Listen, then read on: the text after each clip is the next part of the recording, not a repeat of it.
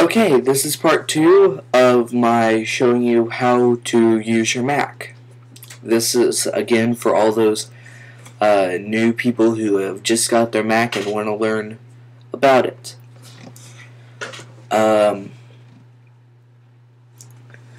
So now we're going to go to the menu bar, which is up here.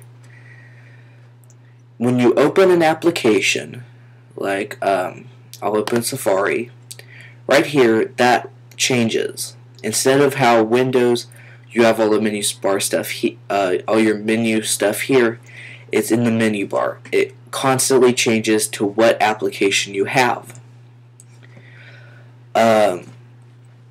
Now, like as you can see, it says Safari.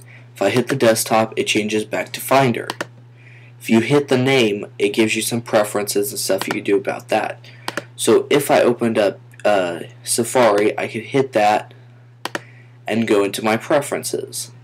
You can also do File, Edit, View, History, Bookmarks, Windows, Help, stuff like that. And all this stuff constantly changes depending on what application you have, because developers can choose what icon or what they want in the menu bar for their application. So over here you have your icons. We already know about Spotlight, where you can just search for anything on your Mac real quick. Then you have the time and the date, and you can change that to, if you like it like a little clock or you like it digital. Your battery, and you can show either the battery only or the time and battery, or the percent and the battery. You always have to have the battery, and whatever you don't have there, it comes up in here. So if I have the time there, of the percent would be in there. If I have the percent up there, then I have the time right there. Also, if you want to hold down Option, which is on the Mac keyboard, you'll see a new button called Command.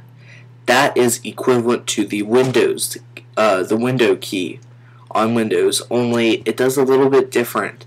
Command also acts kind of as Control on Windows. So instead of hitting like Control C to copy, you'd hit Command C. So any command that you do on Windows with Control, you now do with Command. Command is like the main Mac key.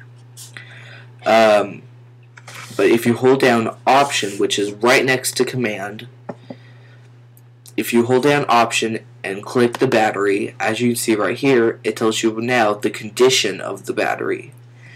And if you click that, it'll bring up a little Mac help that talks about the battery condition. And if it says normal, that's fine. Replace soon, it means it needs to be replaced. Replace now, which means it needs to be replaced like really quick. Or service battery, which means you have a really bad battery. You should probably get that checked out as soon as you can, because something could happen with it, which is not good.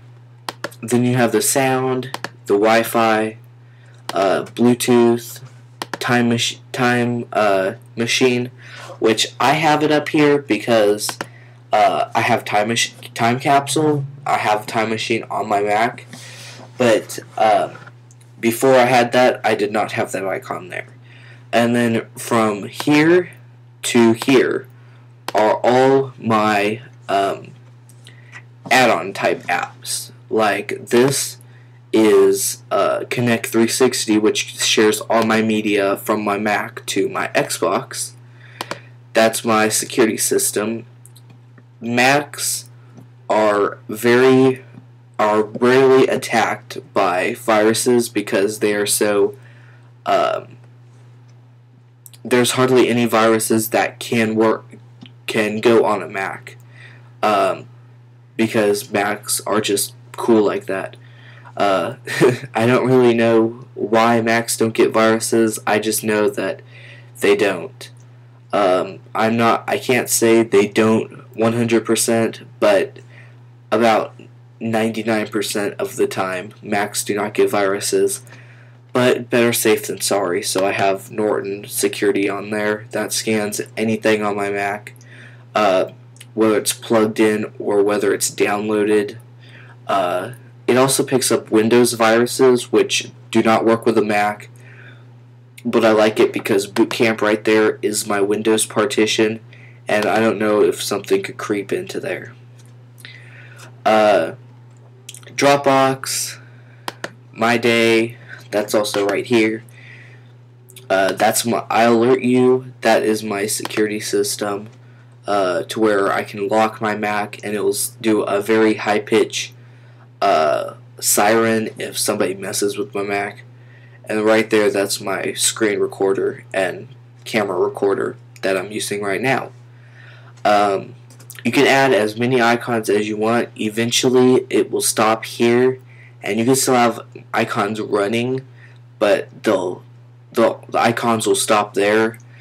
They'll be still going past it, but you just can't see them or access them, of course. These you cannot drag around. What you can do is you can hold down Command, and you can, as you see it, just highlight it up. I can drag icons out, and you also can hold down Command and move them around. You cannot do that with ones like this that are added on, but one like system ones like this right here, except Spotlight. You cannot move Spotlight, but like that, the time, the battery, the sound, the Wi-Fi, the Bluetooth, the time machine, those can all be rearranged to where how you like them.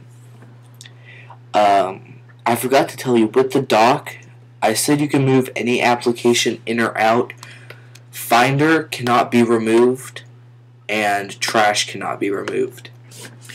I also forgot to say that this little line right here, as you can see, when you move your mouse over it, you can make your dock smaller or larger.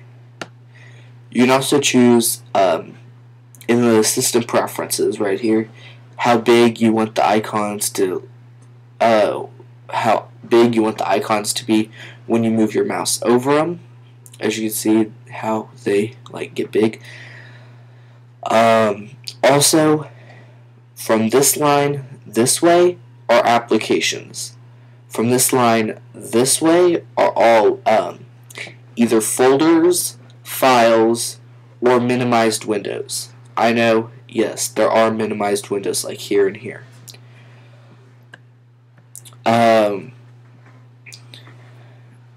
And over here, you click the Apple icon, you see about your Mac, what version it is, what processor, memory, startup disk you got. Software update, it checks all your software on your Mac, not application software, but actually main software like built on, like iTunes, all the iWork, all the iLife, along with iTunes and Safari, and then along with your Mac's firmware and Bluetooth and whatever updates like that. Mac OS X software, that brings you Apple's download site, system preferences, that's also right down in the dock. That's kind of your dock preferences. Magnification, on, off, what position you want the dock to be in. Have it on left, you can have it on right. I like the bottom. You can also go into the dock preferences, which will launch up system preferences. Recent items you used, of course. Force quit. You can actually force quit an app by holding down Command Option Escape instead of Command Alt Delete on Windows. And you have the sleep, shut down, restart, log off. I am going to be making a part 3 to this too, so stay tuned for that.